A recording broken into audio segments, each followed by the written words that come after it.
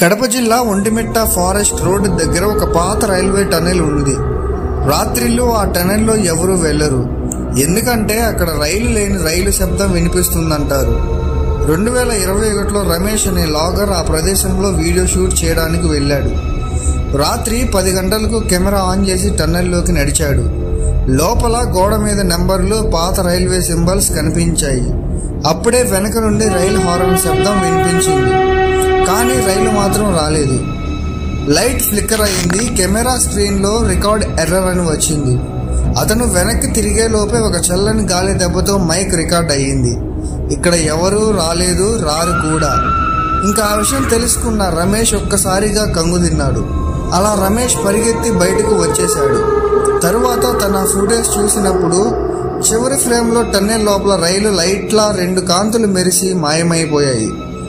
So అది జరిగినదంతా వెళ్ళి చెప్పాడు. అక్కడ ఉన్న వాళ్ళు కూడా అలానే చెప్పి షాక్ అయ్యారు.